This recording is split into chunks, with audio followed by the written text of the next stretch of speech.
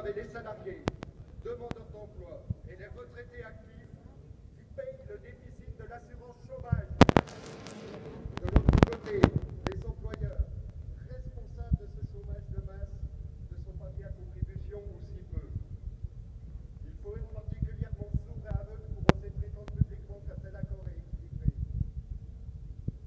Le SNSPFO tient à souligner que nos camarades composant la délégation se sont vraiment battus comme des lions, alors que nous n'avions pas le rapport de force suffisant suite au succès relatif de la mobilisation du 18 mars.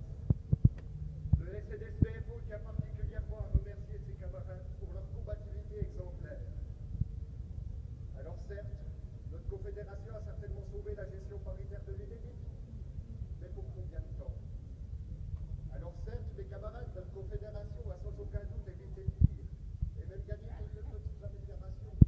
Mais ça sert à quoi, mes camarades, si au final cette gestion paritaire est mise à pas dans quelques mois, alors que nos syndicats sacrifiés ont perdu du fait de cette signature leur base militante?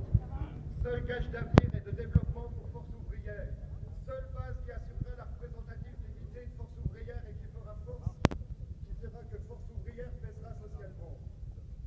Le temps est fini où les structures syndicales pouvaient se dire que si une décision ne convenait pas aux adhérents, il suffisait alors de changer les adhérents.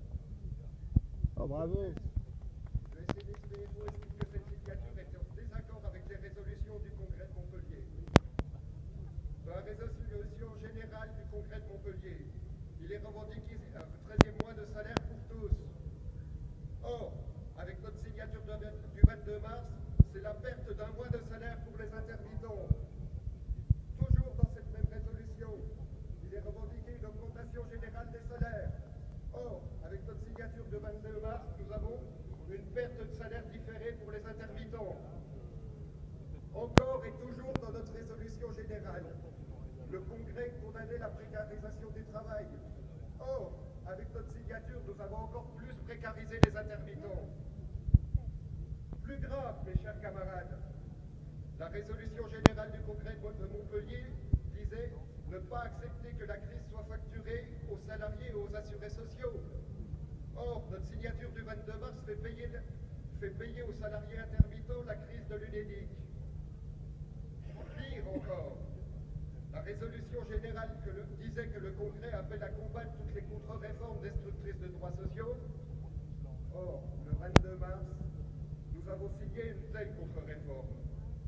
La liste se poursuit évidemment dans les autres résolutions. Le temps de tribune nous étant compté, nous arrêtons ici ce déroulé de cette longue liste. En conséquence de quoi, le SNSPO estime que le mandat donné à Montpellier n'a pas été respecté. Le SNSPFO votera donc contre le rapport d'activité. Bravo. Enfin, mes camarades, le SNSPFO souhaite évoquer la méthode de calcul des mandats pour ce congrès. Lors de notre inspection, il nous a été expliqué pour les syndicats nationaux, les mandats étaient calculés UD par UD. Si tel est le cas, ceci nous pose un problème, car il n'existe qu'un seul syndicat national et non un par UD. Si tel est le cas, cela pourrait entraîner qu'un syndicat ayant 624 adhérents répartis uniformément sur toutes nos idées disposerait de 0 voix lors de ce congrès. Afin de respecter nos statuts, il nous semble que les teintes des syndicats nationaux doivent être regroupées nationalement pour déterminer le nombre de voix. C'est pourquoi, mes camarades, nous demandons des explications à ce sujet et soumettons la question au Congrès souverain. Mes chers camarades, notre intervention fut légèrement épicée, car un congrès, ça doit servir à ça. Poser des questions sur la table de Force ouvrière pour que nous avancions collectivement. Nous devons être exemplaires envers nous-mêmes ainsi qu'au monde. Et ceci parce que nous vivons certainement des heures décisives pour le syndicalisme. La loi de 2008 menace toujours plus le syndicalisme libre et indépendant que nous seuls représentons. Il faut progresser et nous devons impérativement poursuivre et amplifier cette progression.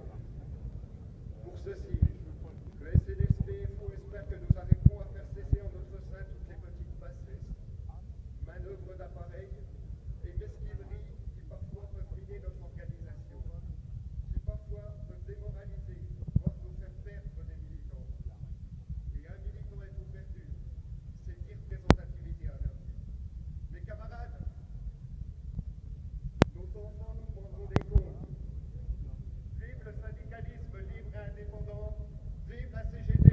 ouvrière.